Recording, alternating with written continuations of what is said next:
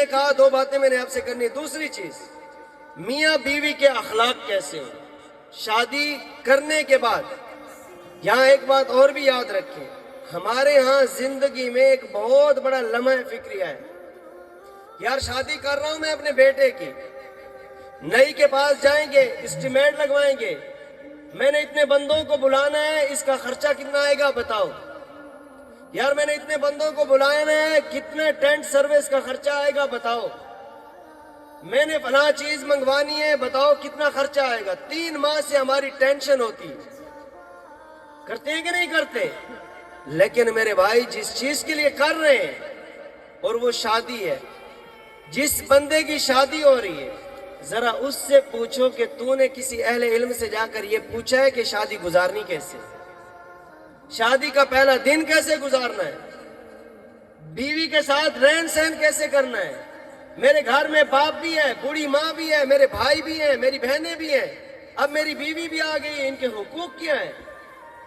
جب شادی ہو جاتی ہے پھر ہمارے گھروں میں جھگڑے شروع ہو جاتے ہیں, پھر ہم مولوی کا دروازہ ڈھونڈتے ہیں. مولوی صاحب لڑائی ہو گئی, میں نے باپ کو یہ کہہ دیا, بیوی کو یہ کہہ دیا, بیوی کو یہ الفاظ بول دیے, اب اس کا حل بتاؤ. خدا کی قسم یہ افسوس کا مقام ہے کہ ایک مسلمان جس چیز کی فکر کرنی چاہیے تھی وہ ہماری زندگی میں نہیں.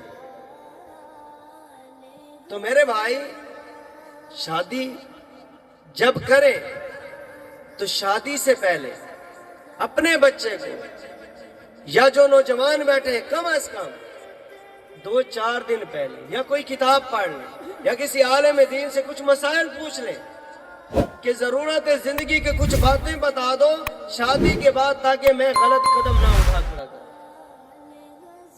اللہ کے محبوب پیغمبر نے اخلاق بتائے. میں نبی کریم صلی اللہ علیہ وسلم کی 2 دلیلیں آپ کو بتا کر بات ختم کر رہا ہوں. اللہ کے محبوب پیغمبر نے بیوی کے ساتھ رہن سہن کا طریقہ بتایا. کیسا بتایا؟ ہمارے ہاں 4 قسم کے لوگ رہتے ہیں.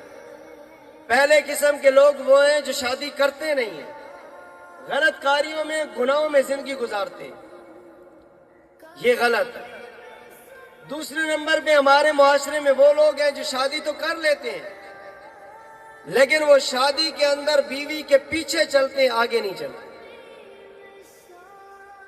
نہیں دیکھتے میں حرام کما رہا ہوں, حلال کر رہا ہوں, یہ درست ہے, غلط ہے, شریعت میں اس کی گنجائش ہے نہیں ہے, بس بیوی نے کہا یہ کرنا ہے تو وہ کرنا ہے, چاہے اس کے لیے حرام کیوں نہ کمانا پڑے.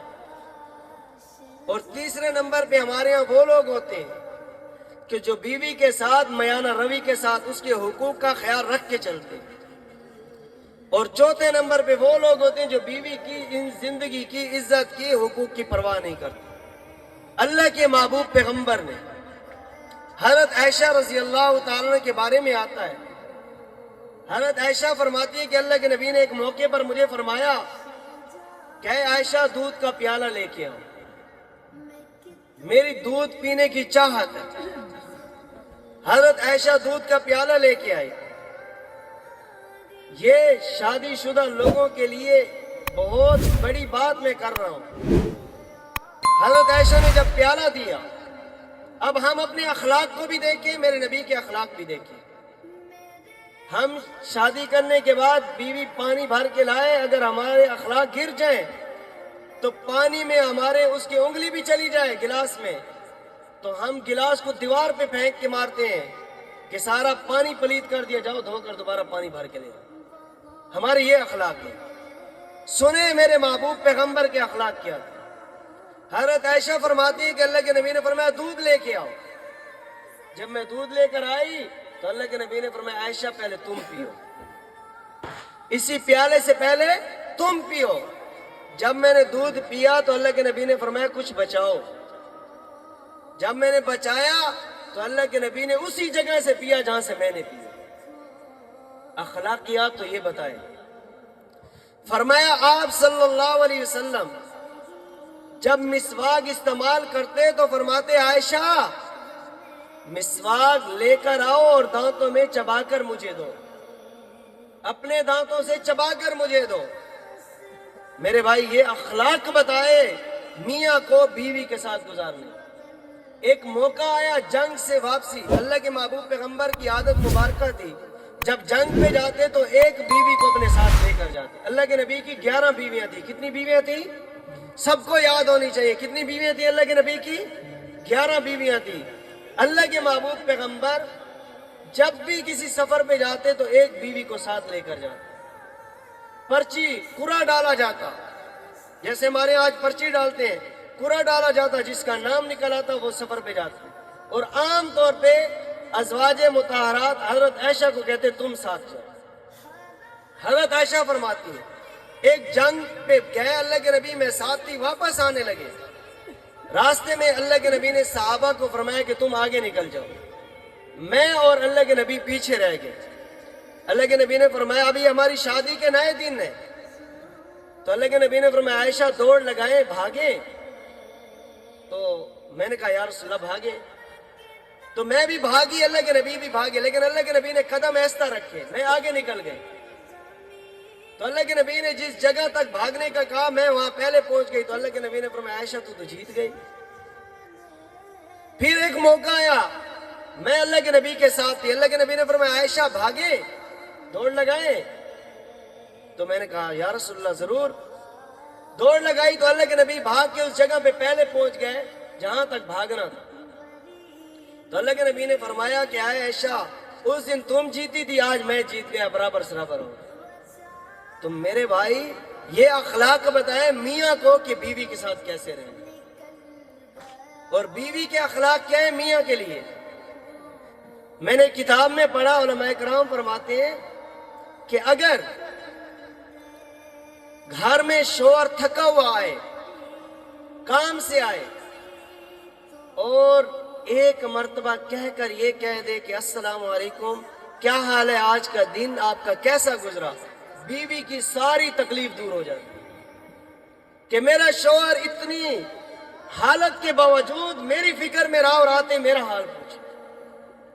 اور بیوی کے لیے کیا ہے کہ جب شوہر آئے اور آ کر بیٹھے، پانی مانگے نہیں، اور بیوی بغیر اس کے مانگے گلاس پانی کا بھر کے اس کے سامنے آ کے لے آتی ہے کہ ہاں پانی پی لیں، اب تھکے ہوئے آئے. کہا کہ اگر اس نے اس کے بغیر پانی مانگے پیش کیا تو 7.5 تولے سونا صدقے کرنے کا اس کو ثواب ملتا ہے.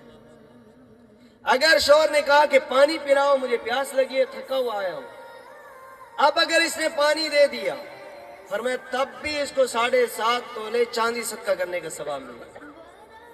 بیوی کی ذمہ داری ہے کہ جب شوہر نہ ہو اس کی عزت کی، اپنی عزت کی، اس کے گھر کی، اس کے خاندان کی، اس کے مال کی، دولت کی، گھر کی حفاظت کرنا، اس کا پہرا دینا اس عورت کا حق ہے، اس کے ذمے. تو میرے بھائی یہ زندگی میں ہمارے نہیں ہے، اس وجہ سے گھر گھر کے اندر آج جھگڑے ہیں. اور ایک اصول یاد رکھیں زندگی گزارنے کا، ازدواجی بیوی کے ساتھ زندگی گزارنے کا، ہمیشہ اپنی بیوی کو ایک بات سمجھا دیں اور اپنے آپ کو بھی یہ بات سمجھا دیں کہ باہر کی باتیں گھر میں نہ لاؤ، گھر کی باتیں باہر نہ لے جاؤ. جب باہر کی باتیں گھر آتی ہیں تو وہ گھر نہیں رہتا، وہ بازار بن جاتا ہے. اور جب گھر کی باتیں باہر نکل جاتی ہیں تو وہ گھر نہیں رہتا، وہ لوگوں کی زبان بن جاتا ہے. پھر آپ کا پردہ باقی نہیں رہتا، پھر آپ کی زندگی کا تحفظ باقی نہیں رہتا.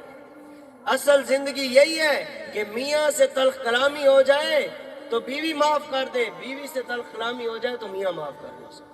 تو میرے بھائی یہی نبی نے اخلاق سکھائے، یہی نبی نے زندگی سکھائی. اللہ تعالیٰ سے دعا ہے کہ اللہ تعالیٰ ہم سب کو خوشی، غمی، دکھ، سکھ، بال کاٹنے، ناخن کاٹنے، رہنے، سہنے، سونا، بیٹھنا، غرض ہر مرلے کے اندر رسول اللہ صلی اللہ علیہ وسلم کی اتباع اور اطاعت کے مطابق زندگی گزارنے کی اللہ میں توفیق عطا فرمائے. وآخر دعوانا ان الحمدللہ رب العالمین.